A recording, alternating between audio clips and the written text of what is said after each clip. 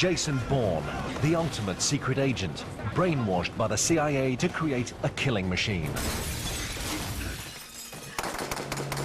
It sounds like Hollywood fantasy, but in fact, many aspects of the Bourne movies are grounded in reality. The CIA conducted sinister mind control experiments to create an assassin like Bourne. The basic components of the Bourne identity actually happened and actually were operational. This is the true story of the Bourne identity.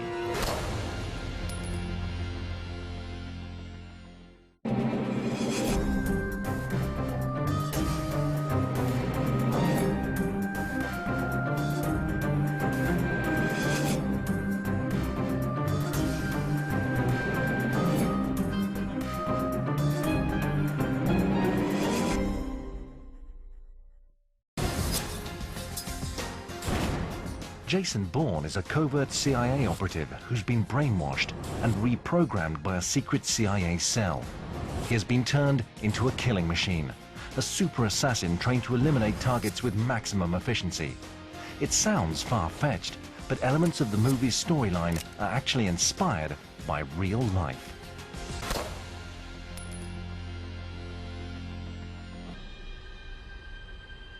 In the movies, Jason Bourne is a highly efficient covert operative who used to be a member of elite unit Delta Force and undergo a training ordeal with disturbing parallels to Bourne's Treadstone experience.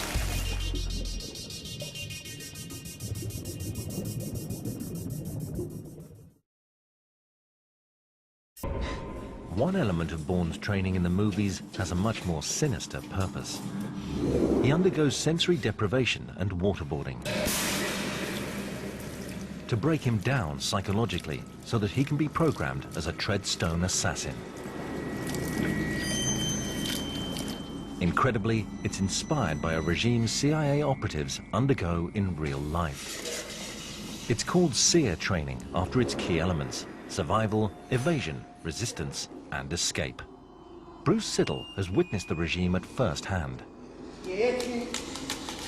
The concept around the SEER program is that to try and develop a simulation of what it's like to be a prisoner in a real-world environment with a hostile nation. What's the models of torture that may occur? What's the psychological abuse going to be like?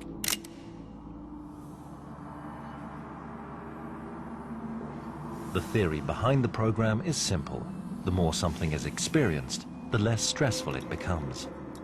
The idea of getting an individual to do something under a lot of stress is based solely on having them have a training experience where they did this multiple times before. So it is not a new experience. If something's not new, it's not stressful.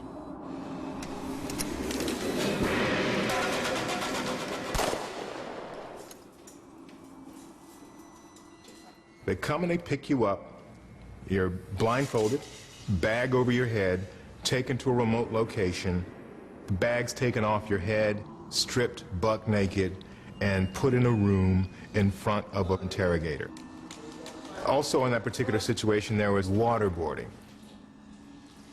Wasn't as extreme, but it certainly gives you the impression that you're going to die unless they stop pouring this water over you.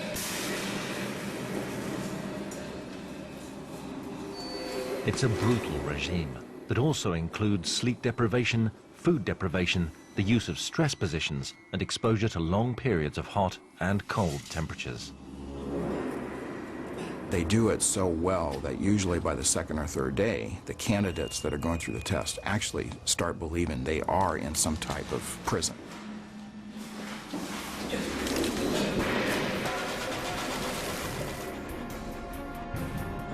While the real-life SEER program prepares operatives for the experience of capture, for Jason Bourne, it's the first step to reprogramming him as an assassin. It sounds like Hollywood fantasy, but even this element of the Bourne story is actually grounded in reality.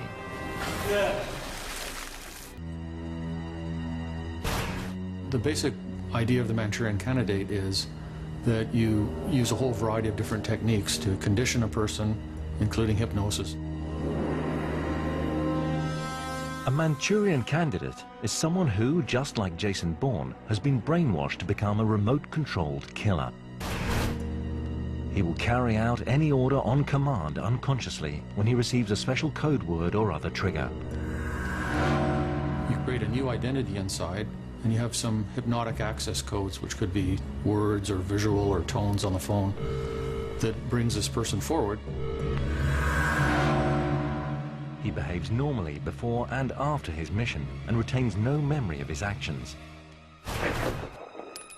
Creating a Manchurian Candidate like Jason Bourne was the CIA's holy grail during the Cold War. After the 9/11, there was a meeting at Camp David. CIA Director George Tenet was there. He came into the meeting with a program all ready to go, called the Worldwide Attack Matrix. He said, we will target and assassinate people we know around the world who are involved in terrorism. He got the green light for that. Jason Bourne creator Robert Ludlum believed that assassination presented a genuine dilemma, wondering whether it might sometimes be the lesser of two evils to assassinate enemies of the state.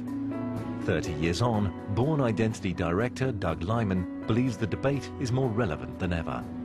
Who wouldn't have wanted them just to figure out a way to assassinate Saddam Hussein, as opposed to finding ourselves in the situation we're in now? If you were able to stop another Hitler and do it before everything had been done in his name, wouldn't you do it? Yes, but who makes that decision? And how do you know that by removing X, you won't bring on Y, who's just as bad, if not worse, a character? This dilemma lies at the heart of the Bourne movies and raises the question, what are we prepared to have done in our names? We don't really want to know about it. Sort of like we don't really want to know where meat comes from. It comes in a nice little saran wrap package. We don't really want to see how they slaughtered that animal. I kind of feel like that's the view that we have of the CIA. Like we're grateful for the meat, just don't tell us how you did it. The Bourne trilogy was originally inspired by revelations about the CIA's abuse of power, its involvement in secret assassination plots, experiments in mind control, and its willingness to take the law into its own hands. More than 30 years on, and the new global threat facing the intelligence services seems certain to provide the filmmakers with a never-ending stream of storylines.